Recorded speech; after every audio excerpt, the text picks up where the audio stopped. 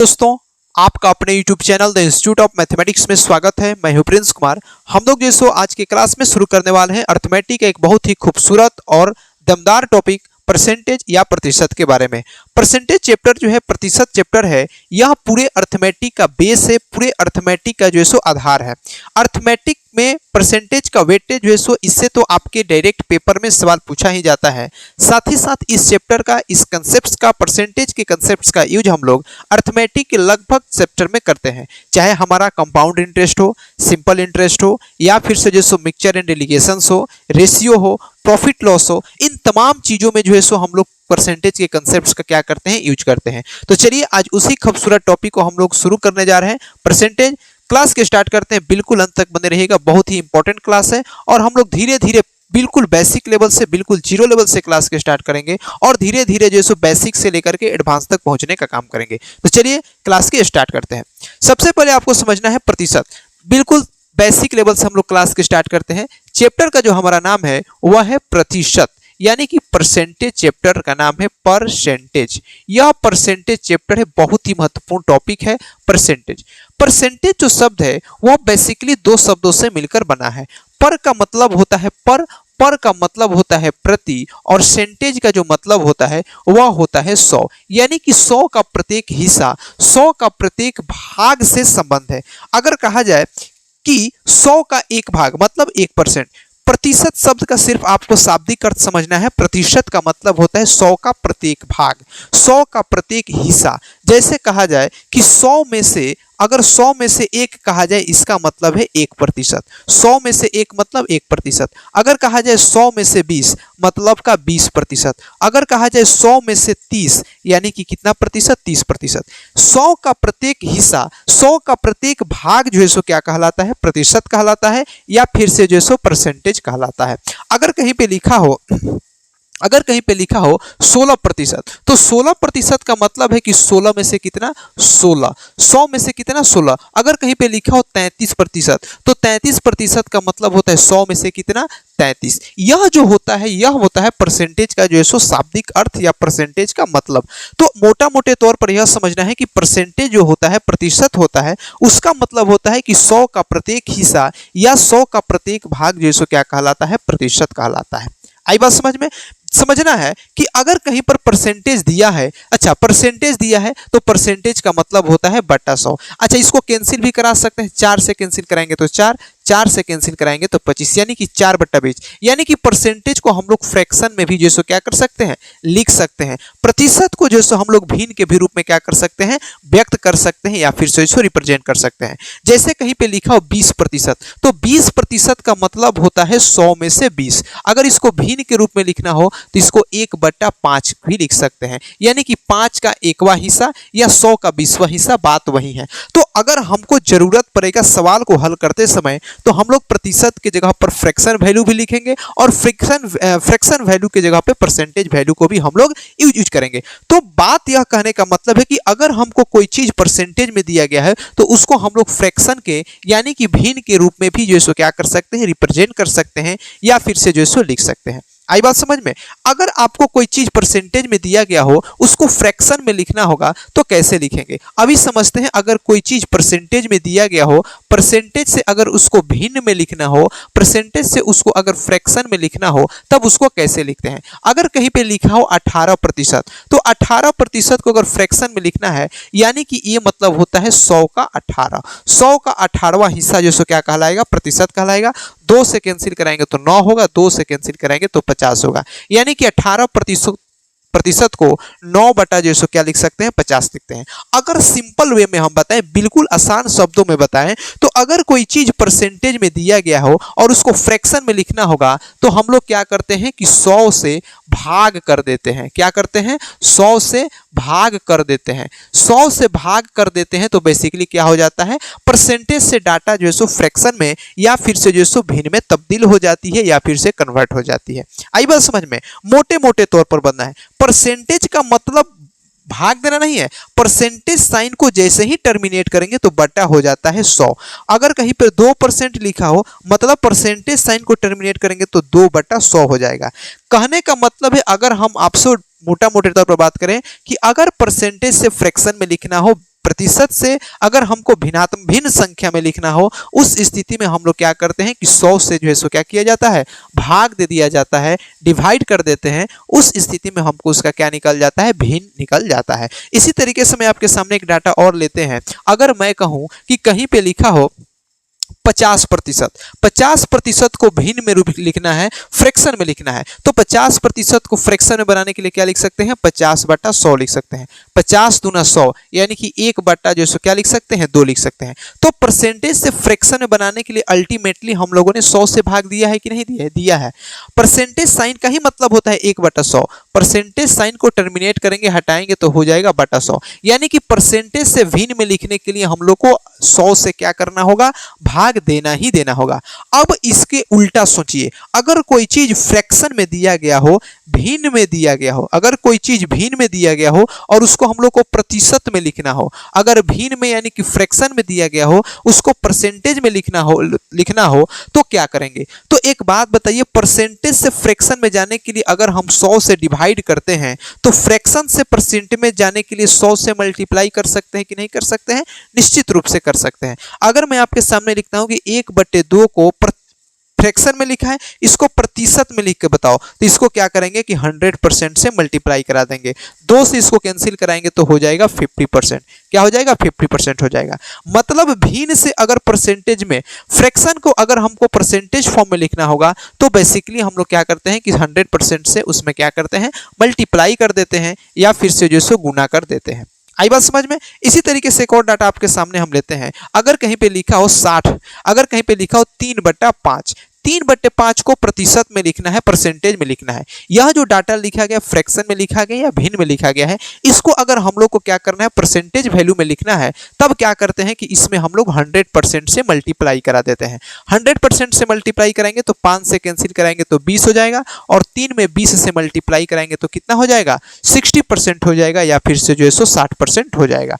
तो यहाँ पर जो फ्रैक्शन था, फ्रैक्शन को परसेंटेज फॉर्म में लिखते समय हमने यहाँ पे क्या किया है, 100% से मल्टीप्लाई करके इसको हमने प्रतिशत के रूप में जो सो तब्दील किया है या फिर से जो सो कन्वर्ट किया है। आई बात समझ में। इसी तरीके से एक और कोई मैंने आपके सामने फ्रैक्शन ले लेते हैं। जैसे कहा जाए कि 3/8, 3/8 को प्रतिशत के रूप में लिखना है, तो 3/8 तो फ्रैक्शन है, इसको अगर प्रतिशत के रूप में लिखते हैं तो हम क्या करते हैं कि इसमें 100% से क्या करिए, मल्टीप्लाई करा दीजिए। 4 से इसको भाग देंगे तो 2 होगा, 4 से इसको करेंगे तो कितना हो जाएगा, 25 हो जाएगा। अब क्या करिए कि अब 2 से इसको 25 या 75, और 75 में जब 2 से भाग देंगे तो 37 दूना 74 यानी कि 37.5% हो जाएगा, 37.5% हो जाएगा।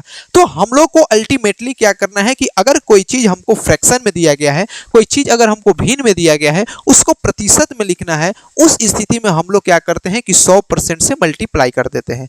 अगर परसेंटेज में दिया है, फ्रैक्शन में लिखना है, तो 100 से क्या करना है, भाग लगा देना है या डिवाइड करना है। हमको लगता है कि आप इस बात को समझ गए होंगे कि परसेंटेज का मतलब क्या होता है। तो परसेंटेज का मतलब होता है 100 का प्रत्येक भाग, 100 का प्रत्येक हिस्सा। यहां से हम लोगों ने दो चीज सीखी कि क्या, कि अगर कोई चीज परसेंटेज में दिया गया हो, अगर परसेंटेज से हमको फ्रैक्शन में कन्वर्ट करना है, भिन्न में बदलना है, तो हम लोग क्या करते हैं, बेसिकली 100 से भाग लगाकर करते हैं, 100 से डिवाइड लगाकर करते हैं। इसके उल्टा अगर हमको कोई चीज फ्रैक्शन में दी गई हो, अगर उसको परसेंटेज में लिखना होगा, तो अल्टीमेटली क्या करते हैं हम लोग, 100% से गुणा करते हैं, 100% से मल्टीप्लाई करके जो है सो उसको हम लोग क्या करते हैं, फ्रैक्शन की चीज को परसेंटेज में जो है सो कन्वर्ट करते हैं। हमको आशा है कि आप इस बात को समझ गए होंगे कि फ्रैक्शन से परसेंटेज में कैसे कन्वर्ट करते हैं और परसेंटेज से फ्रैक्शन में कैसे कन्वर्ट करते हैं। तो एक चीज आपने गौर किया होगा कि परसेंटेज और फ्रैक्शन दोनों अलग अलग चीज नहीं है।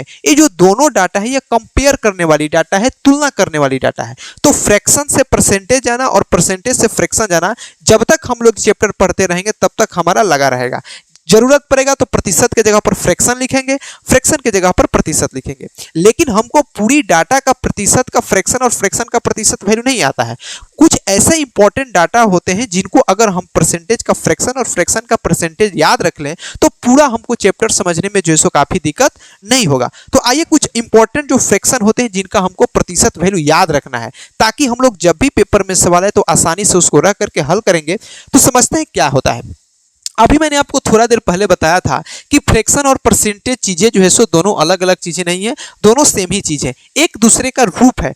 परसेंटेज कहें चाहे फ्रैक्शन कहें, दोनों के केवल रूप में चेंज होगा, मतलब मीनिंग सेम ही रहेगा। अगर मैं आपसे कहूं कि मैं आपके सामने फ्रैक्शन लिखता हूं 1/2, इसको प्रतिशत में बदल के लिखना है, परसेंटेज में कन्वर्ट करके लिखना है, तो 1/2 लिखा है, इसको प्रतिशत में बदलने के लिए क्या करेंगे कि 1/2 में हम लोग किस नंबर से मल्टीप्लाई कराएंगे, 100% से मल्टीप्लाई कराएंगे, 2 से कैंसिल कराएंगे तो कितना हो जाएगा, 50% हो जाएगा। तो अब हमको कभी भी जरूरत पड़ेगा तो 1/2 के बदले हम लोग 50% रख सकते हैं, या कहीं पे 50% दिया रहेगा तो हम लोग वहां पे 1/2 जो है सो क्या कर सकते हैं, रख सकते हैं। ये दोनों अलग अलग चीजें नहीं है, दोनों सेम ही चीज है, केवल लिखने का तरीका बदल जाता है, मतलब मीनिंग सेम ही रहता है। तो हम लोग को जरूरत के हिसाब से 1/2 के जगह पर क्या लिखेंगे, 50% लिखेंगे, या 50% के जगह पर 1/2 लिखेंगे। तो इस तरीके से परसेंटेज से फ्रैक्शन और फ्रैक्शन से परसेंटेज हमको कुछ इंपॉर्टेंट डाटाज होती हैं जिनको याद होना चाहिए। अगर वो हमको याद रहेगा तो फिर से जो है हम लोग सवाल को आसानी से क्या कर सकते हैं, लगा सकते हैं। अब आपके सामने हम कुछ महत्वपूर्ण फ्रैक्शन है जिनका प्रतिशत वैल्यू आपको लिखते हैं, जो आपको क्या रखना है, ध्यान रखना है। 1/2 का प्रतिशत वैल्यू कितना हो गया, 50%। उसी तरीके से मैं कहता हूं 1/3 का प्रतिशत वैल्यू निकाल कर बताओ। तो 1/3 का जब प्रतिशत वैल्यू निकालेंगे तो 1/3 में 100% से मल्टीप्लाई कराएंगे। 1/3 में जब 100% से मल्टीप्लाई कराएंगे तो ये हो जाएगा कितना, 33 सही 1/3%।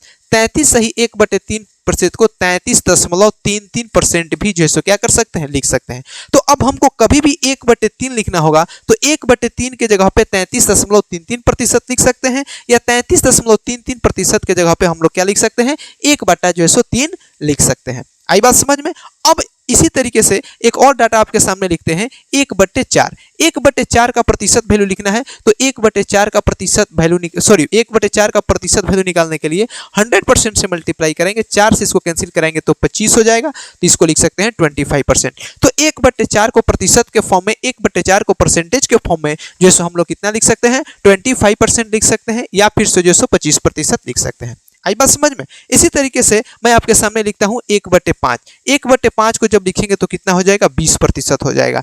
अगर कहा जाए 1/6, 1/6 का प्रतिशत वैल्यू अगर हमको लिखना होगा तो लिखेंगे 16 सही 2/3%।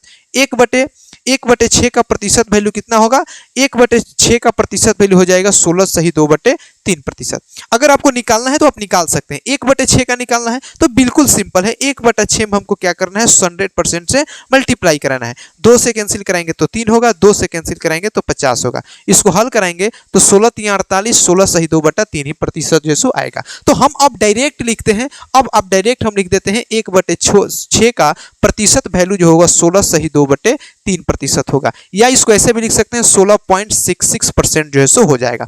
अगर कहीं पे लिखा हो 1/7%, 1/7 का प्रतिशत वैल्यू लिखना होगा तो होगा कितना, 14 सही 2/7% हो जाएगा। 1/8 का प्रतिशत वैल्यू लिखना होगा तो हो जाएगा 12 सही 1/2%। 1/8 का प्रतिशत वैल्यू कितना होगा, 12 सही 1/2% होगा। उसी तरीके से मैं आपके सामने लिखता हूं 1/9। 1/9 का प्रतिशत वैल्यू निकालेंगे तो कितना होगा, 11 सही 1/9% होगा। 1/10 का प्रतिशत वैल्यू कितना होगा, 10% होगा। तो ये जो हमने फ्रैक्शन वैल्यू लिखा है ये महत्वपूर्ण है, इनका हम लोग यूज करके, इसका हम लोग सवाल में जब सवाल लगाएंगे परसेंटेज चैप्टर का या प्रॉफिट लॉस का, CISI का, वहां पे इसका जो है हम लोग बेसिकली यूज करेंगे। तो मैं कहता हूं कि 1/10 का प्रतिशत वैल्यू कितना हो जाएगा, 10% हो जाएगा। उसी तरीके से कहा जाए 1/11 का प्रतिशत वैल्यू बताओ तो 9 सही 1/11%। अगर मैं कहता हूं 1/12 का प्रतिशत वैल्यू बताओ तो जब 1/12 का जब हम लोग प्रतिशत वैल्यू निकालेंगे तो हो जाएगा 8 सही 2/3%। 8 सही किससे होगा जी,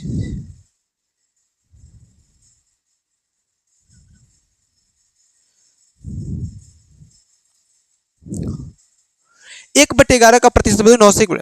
अगर कहा जाए 1/12 का प्रतिशत वैल्यू बताओ तो 1/12 को प्रतिशत वैल्यू के रूप में क्या लिख सकते हैं, 8 सही 1/3% लिख सकते हैं। 8 सही 1/3% लिख सकते हैं। इसी तरीके से कहा जाए 1/13 का प्रतिशत वैल्यू बताओ तो हो जाएगा 13×7=91, 7 सही 9/13% हो जाएगा।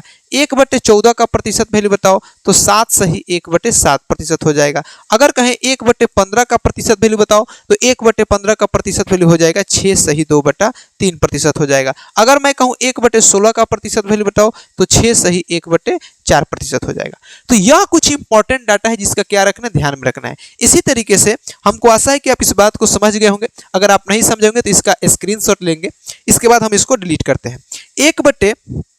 1/16 के बाद जो इंपॉर्टेंट डाटा आता है वह आता है 1/17। 1/16 के बाद क्या आता है, 1/17 आता है। 1/17 का प्रतिशत वैल्यू निकलेंगे तो हो जाएगा 5 सही 15/17%। 1/18 का प्रतिशत वैल्यू निकालेंगे तो हो जाएगा 5 सही 5/9%। अगर 1/19 का प्रतिशत वैल्यू निकालेंगे तो हो जाएगा 5 सही 5/19%। अगर 1/20 का प्रतिशत लिखेंगे तो कितना हो जाएगा, 5% हो जाएगा। ठीक है, ये तो रहा हमारा इंपॉर्टेंट डाटा जिसका हमको परसेंटेज वैल्यू और फ्रैक्शन वैल्यू जैसे क्या होना चाहिए, याद ही होना चाहिए। इसके अलावा कुछ इंपॉर्टेंट वैल्यू होते हैं जैसे 1/24 है। 1/24 का प्रतिशत वैल्यू निकलेंगे तो हो जाएगा 4 सही 1/6%। अगर मैं कहूं 1/25 का प्रतिशत बताइए तो 1/25 का प्रतिशत वैल्यू हो जाता है 4%। अगर कहा जाए 1/30 का प्रतिशत वैल्यू बताइए तो 3 सही 1/3%। अगर मैं कहूं कि 1/40 का प्रतिशत वैल्यू बताइए तो 2 सही 1/2%। अगर मैं कहूं 1/50 का प्रतिशत वैल्यू बताइए तब जो है सो कितना हो जाएगा, 2% हो जाएगा। तो ये जो प्रतिशत का फ्रैक्शन वैल्यू है, फ्रैक्शन का परसेंटेज वैल्यू है, इसको आपको हर हाल में जो है सो क्या रखना है, याद रखना है। अगर ये परसेंटेज का फ्रैक्शन वैल्यू, फ्रैक्शन का परसेंटेज वैल्यू आपको याद है तब जो है सो हम आसानी से क्या कर सकते हैं, सवाल को लगा सकते हैं। हमको आशा है कि आप इस बात को समझ गए होंगे कि प्रतिशत का मतलब क्या होता है और प्रतिशत से फ्रैक्शन में कैसे कन्वर्ट करते हैं, फ्रैक्शन से परसेंटेज में कैसे कन्वर्ट करते हैं। आई होप कि आप इस बात को समझ गए होंगे। इसके आगे हम लोग नेक्स्ट क्लास में मिलेंगे ताकि आपका कंफ्यूजन जो है सो, अब नेक्स्ट क्लास में जब भी हम लोग मिलेंगे तो वहां पे जो है सो हम आपको क्लियर कराएंगे कि